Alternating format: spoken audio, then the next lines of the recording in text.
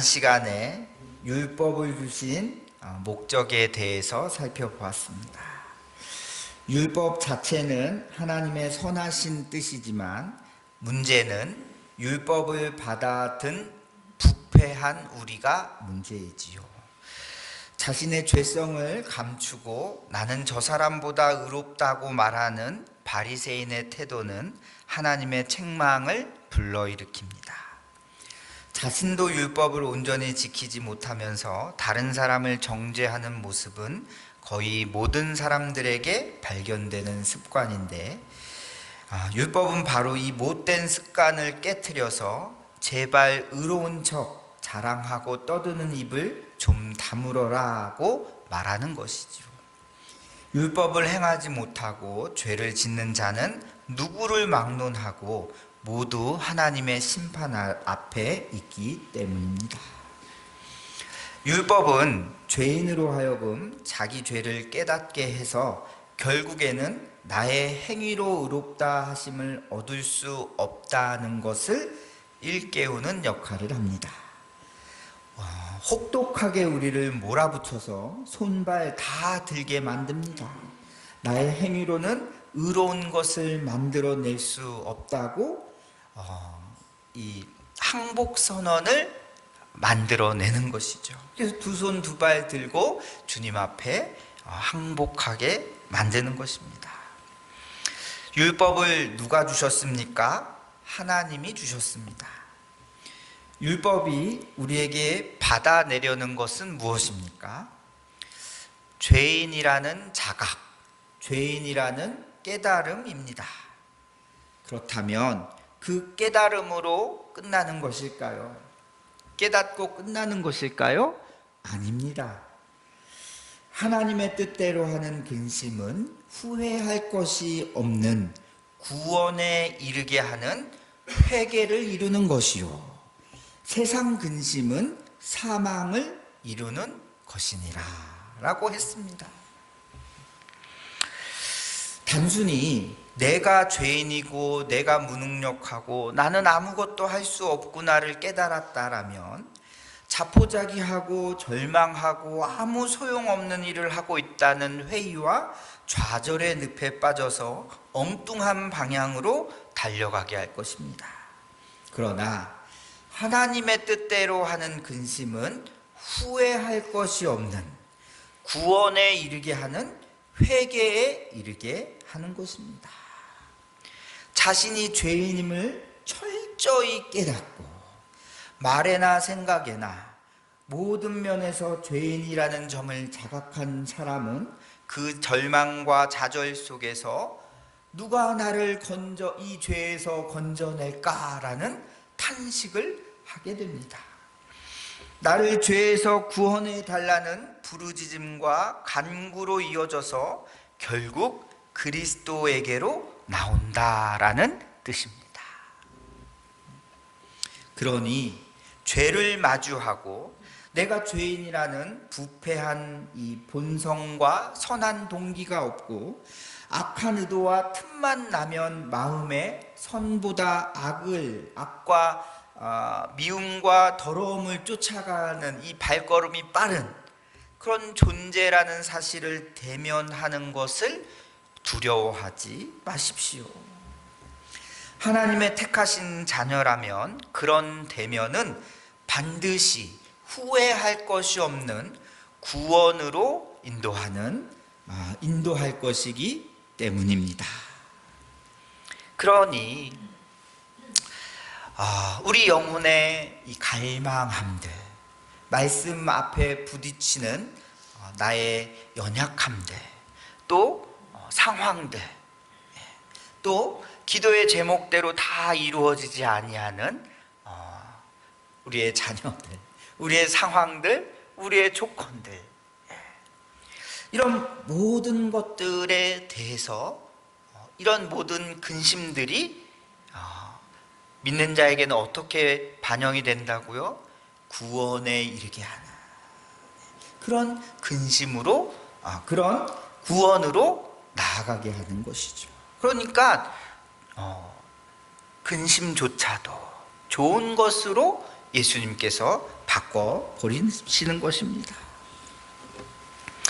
오늘 본문을 봐도 율법 아래에 있는 너희는 다 죄인이므로 율법의 행위로는 의롭다함을 얻을 육체가 없다고 하니, 아니 그럼 어떻게 해야 합니까? 라는 질문을 하게 됩니다.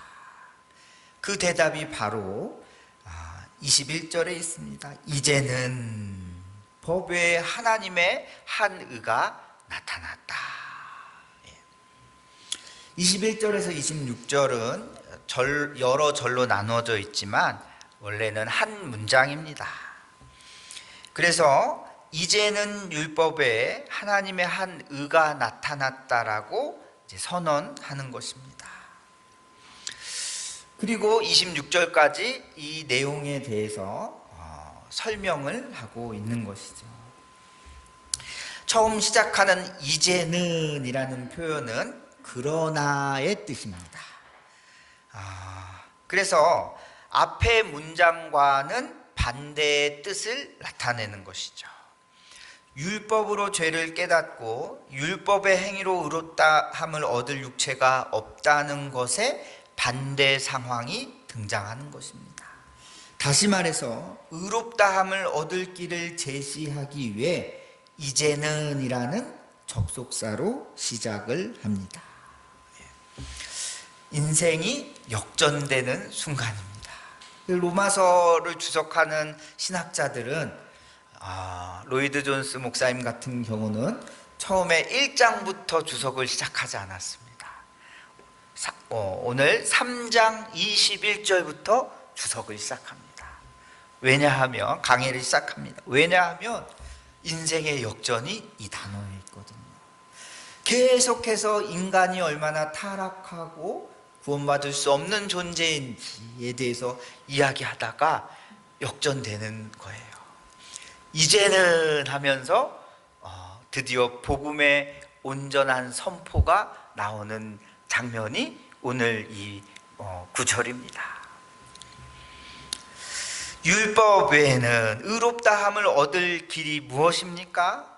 율법 외에 곧 율법과 다른 한 의가 나타납니다. 율법으로 의롭다함을 얻는 길과는 다른, 율법과 상관없는, 율법과는 무관하게 독립적인 하나님의 한 의가 나타나는데, 율법과는 구별된 의다라는 것이죠. 그렇다면 율법을 주신 구약 백성들은 이 의를 전혀 몰랐을까요? 아닙니다.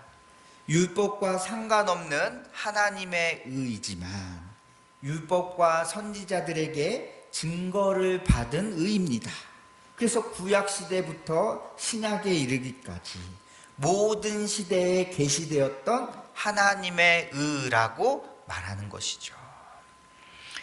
나중에 로마서 4장에 가면 아브라함의 믿음이 의롭다함을 얻었다거나 다윗이 일한 것이 없이 죄 없다 하심을 얻은 은혜를 말하는 장면에서 율법과 선지자들의 증거에 대한 이야기가 나옵니다.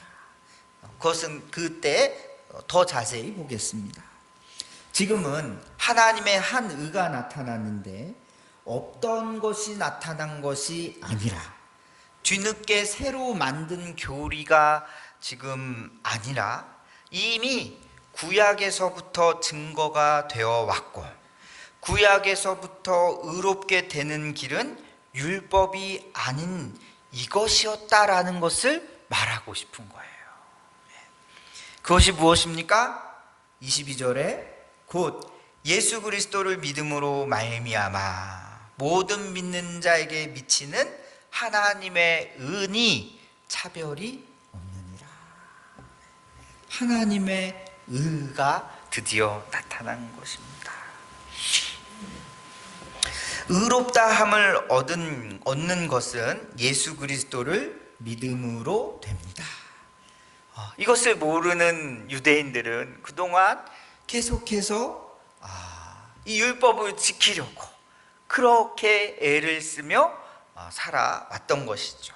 그런데 다 지켰으면 상관이 없는데 그 중에 일부는 지킬 수 없는 것이죠. 아니, 마음으로 짓는 죄까지 예수님은 다 이야기하셨거든요. 예수 그리스도를 믿음으로 됩니다. 칭의라고 부르는 이 교리는 율법과 선지자들의 증거를 받았지만 율법과는 다르고 별개의 방법입니다. 율법과 선지자들이 예수 그리스도를 예언하고 있는 것이죠. 창세기 3장 15절에서 여자의 후손은 바로 예수 그리스도입니다. 우리는 예수 그리스도께서 하신 일을 믿고 신뢰하고 의지함으로 의롭다함을 얻는 것이죠. 믿음으로 의롭다함을 얻는다라는 말은 우리의 모든 행위와 공로를 철저히 배격합니다. 23절에 모든 사람이 죄를 범하였음에 하나님의 영광에 이르지 못하더니, 이 말씀이 바로 우리의 행위가 그 어떤 공로가 될 수 없음을 재확인해 주는 것이죠. 죄인임으로 의롭다는 칭찬은 불가능하다는 뜻입니다. 부분적인 의라는 교묘한 논리를 주장하는 사람들이 있습니다. 부분적으로 의롭다고 한다면 하나님의 영광에 어느 정도 도달해야 할 터인데, 성경은 죄가 해결되기 전까지는 하나님의 영광에 도달할 수 없다고 하는 것이죠. 그리고 이 예수 그리스도를 믿음으로 말미암은 하나님의 의라고 합니다. 믿음으로라는 말에서, 믿음은 그 자체로는 어떤 사역도 공로도 명예도 아닙니다. 그러니까 믿음 자체를 보고 믿음이 주어지는 것이 무슨 공로로 내미는 사람들이 있습니다. 내 믿음이 이만큼 훌륭하다, 내가 믿었다라고 하며 믿음을 어떤 공로로 내미는 것이죠. 그런데 성경을 가만히 보면 믿음은 성령께서 은혜로 베푸신 선물임을 여러 차례 말씀하십니다. 믿음은 성령님의 중요한 사역입니다. 그래서 영접하는 자, 곧 그 이름을 믿는 자들에게는 하나님의 자녀가 되는 권세를 주셨다. 이는 혈통으로나 육정으로나 사람의 뜻으로 나지 아니하고 오직 하나님께로서 난 자들이니라 라고 말씀하는 것이죠. 성령님께서는 선포된 말씀으로 우리를 설득하시고 우리 안에 말씀을 믿고 의지하도록 도우셔서 참 믿음으로 이끌어 주십니다. 그렇기 때문에 믿음은 행위가 아닌 선물이라는 것이죠. 성령님께서 선물로 주신 것이 믿음이므로 믿음만 있으면 모든 것이 다 해결된다라고 생각하지만 성령께서 주시는 믿음에는요, 두 가지 요소가 있습니다. 하나는 지식이 있습니다. 하나는 신뢰라는 요소가 있습니다. 이게 다 포함된 것이 온전한 믿음입니다.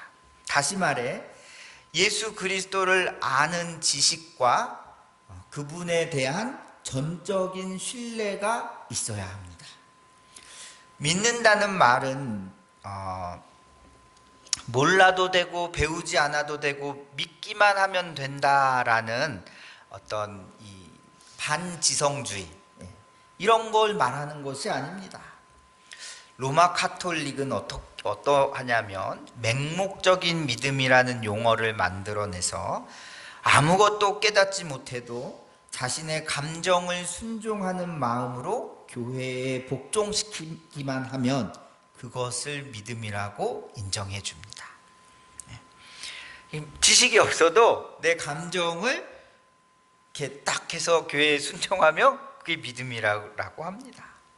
우리의 감정을 교회에 복종하게 한다면 천국에 들어갈 수 있다고 하니, 교회가 무엇을 말해도 다 따라하고 교회 밖에서 죄를 짓더라도 교회에서 나눠주는 성채만 먹고 교회 성사만 하면 된다, 해결된다라는 그런 교리를 갖고 있는 것이죠.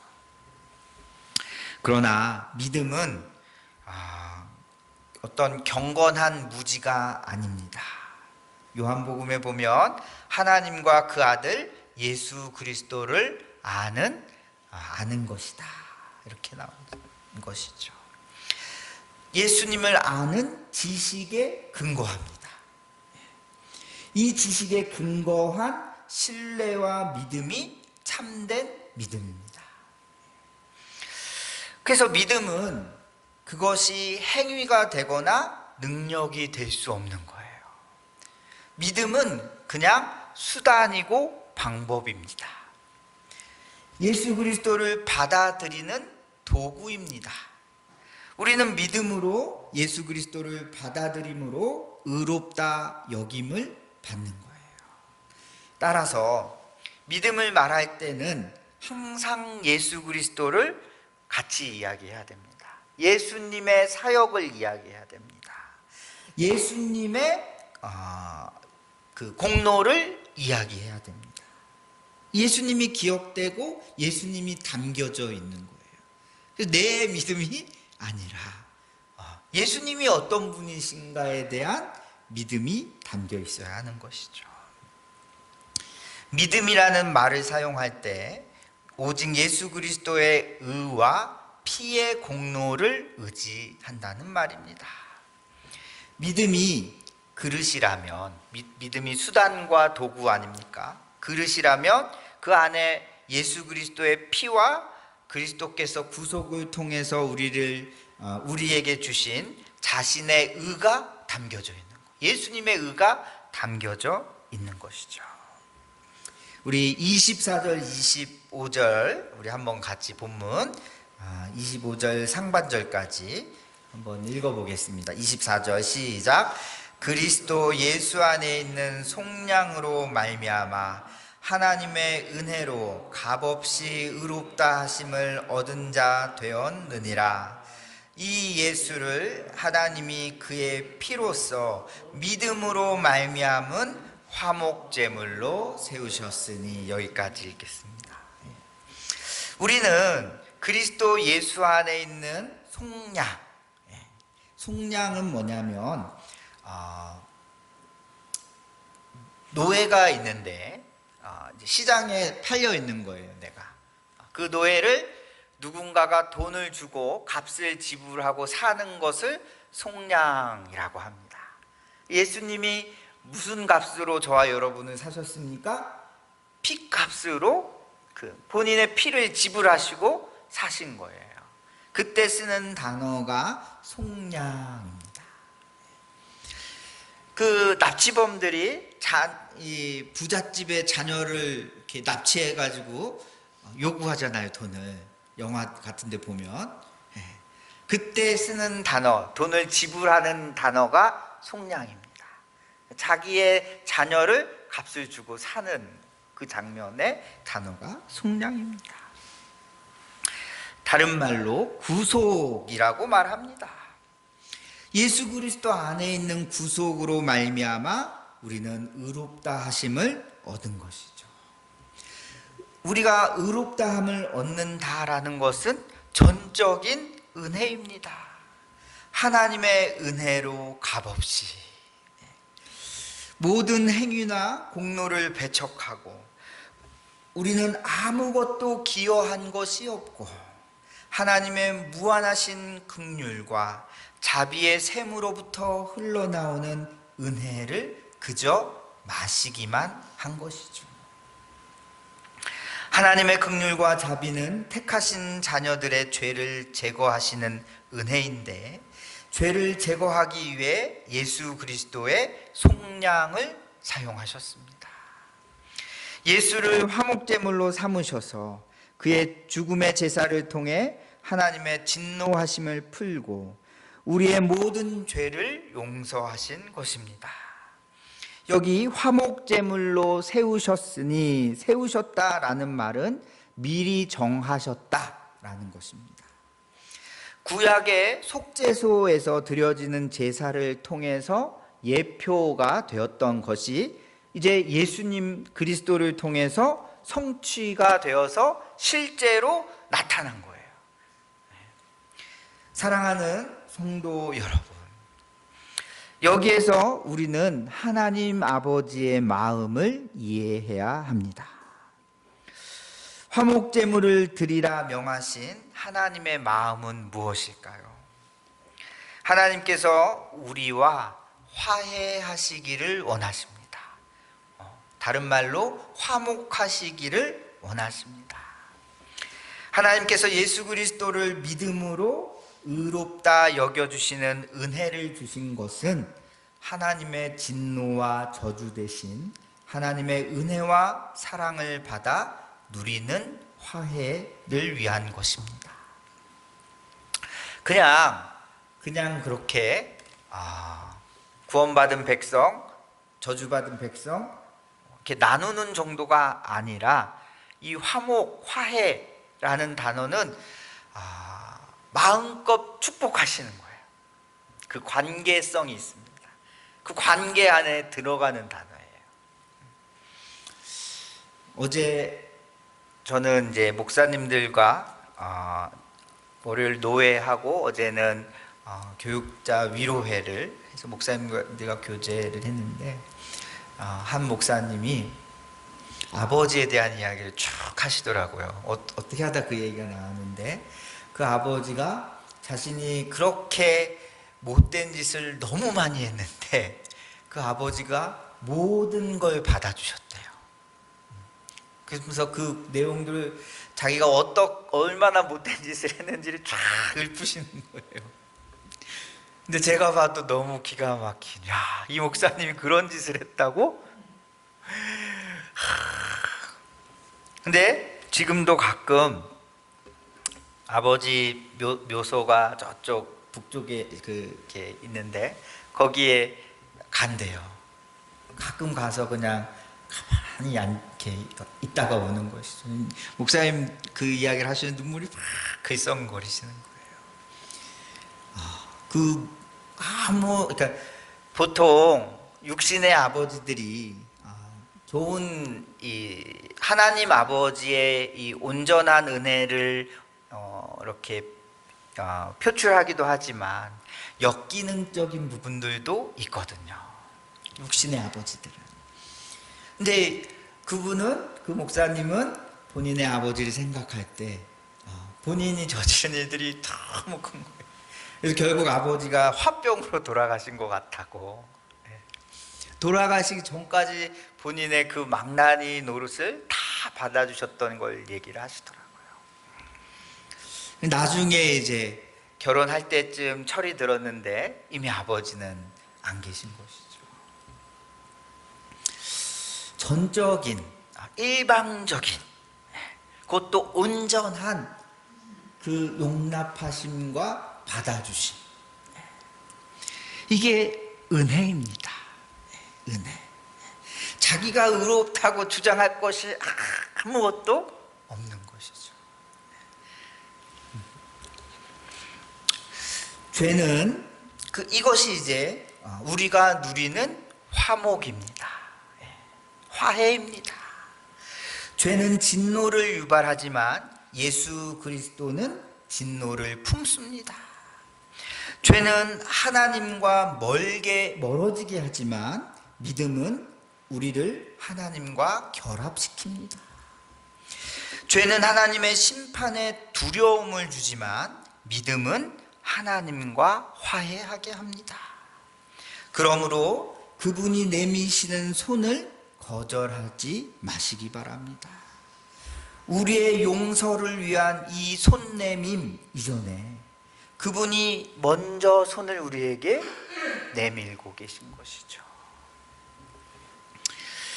이 말씀 안에 하나님의 의를 구성하는 요소들이 모두 담겨져 있습니다.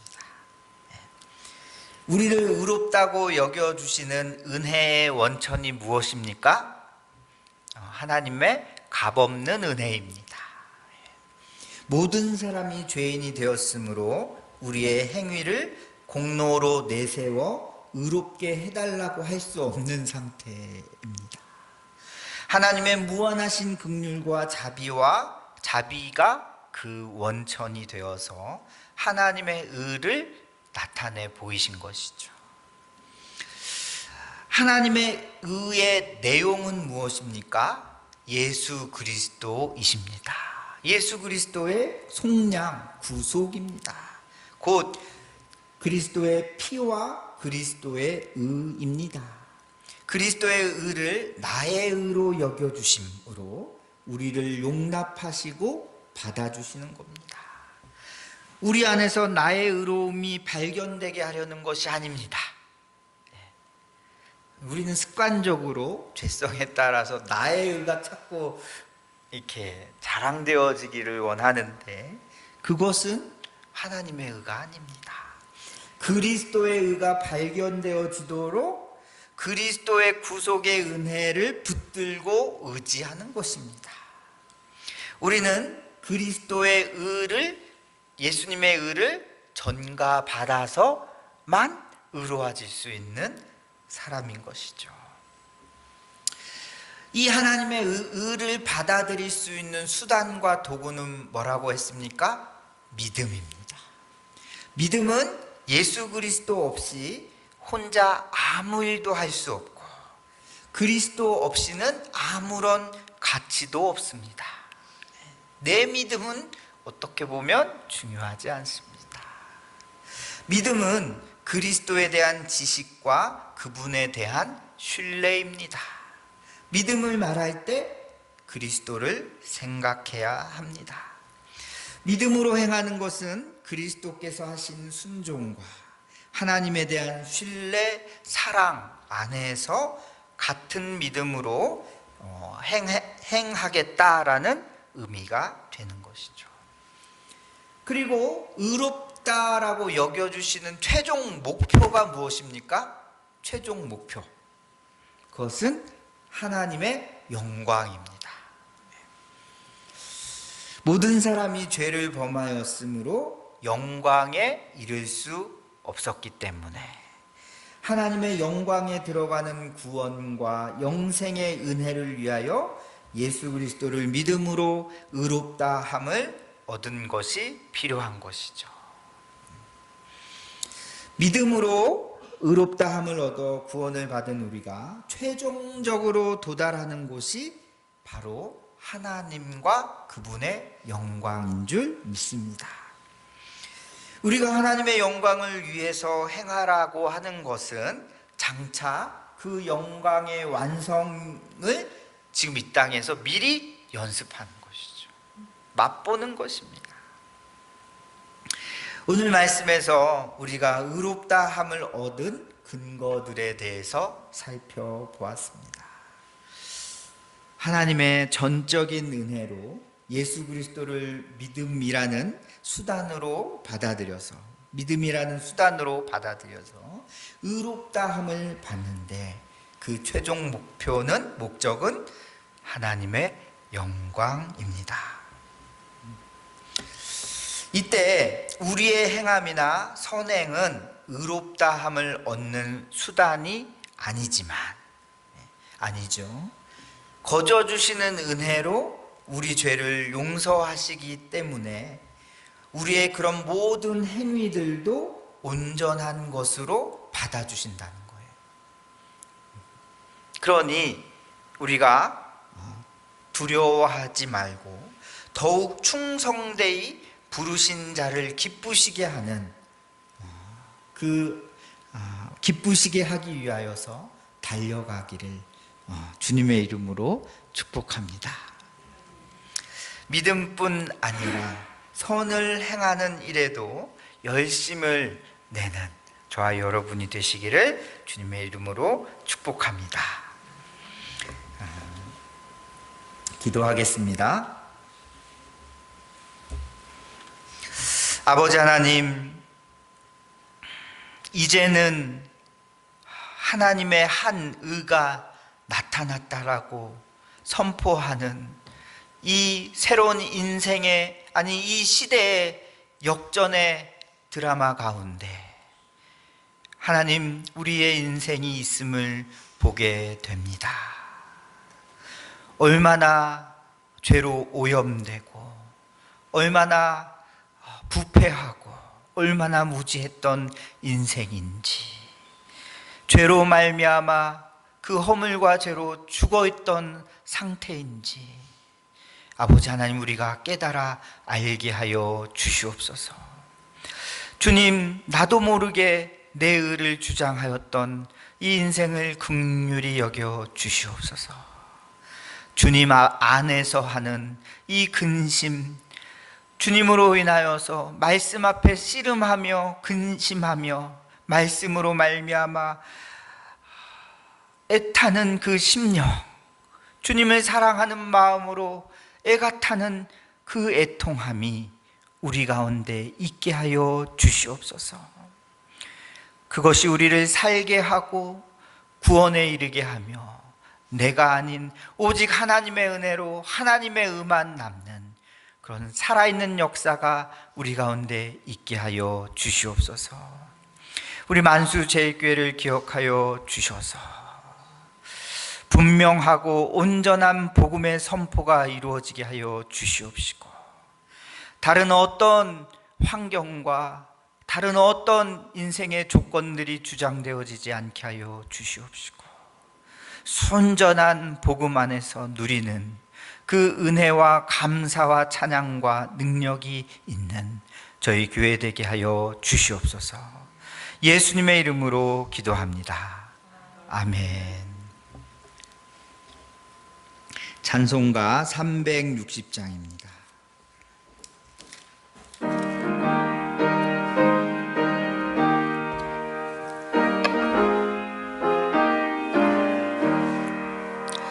행군 나팔 소리에 주의 오령 났으니 십자가의 군기를 높이 들고 나가세. 선한 싸움 다 싸우고 의의 면류관 받았으리라. 선한 싸움 다 싸우고 의의 면류관 예루살렘 성에서 면류관 받으리.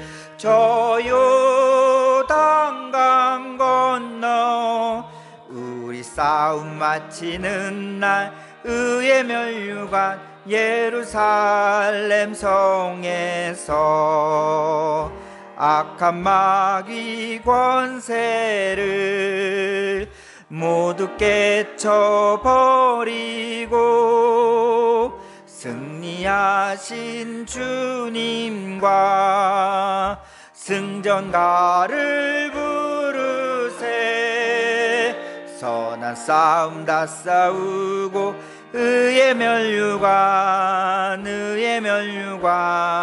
받았으리라. 선한 싸움 다 싸우고 의의 면류관 예루살렘 성에서 면류관 받으리. 저 요단강 건너 우리 싸움 마치는 날 의의 면류관 예루살렘 성에서 달려갈 길 다 가고 싸움 모두 마친 후 주와 함께 기쁨을 용사들아 누리세. 선한 싸움 다 싸우고 의의 면류관 받았으리라. 선한 싸움 다 싸우고 의의 면류관 예루살렘 성에서 면류관 받으리. 저 요단강 건너 우리 싸움 마치는 날 의의 면류관 예루살렘 성에서. 아멘. 주님이 가르쳐 주신 기도로 수요 예배를 마치겠습니다. 하늘에 계신 우리 아버지, 아버지의 이름을 거룩하게 하시며 아버지의 나라가 오게 하시며 아버지의 뜻이 하늘에서와 같이 땅에서도 이루어지게 하소서. 오늘 우리에게 일용할 양식을 주시고 우리가 우리에게 잘못한 사람을 용서하여 준 것 같이 우리 죄를 용서하여 주시고 우리를 시험에 빠지지 않게 하시고 악에서 구하소서. 나라와 권능과 영광이 영원히 아버지의 것입니다. 아멘.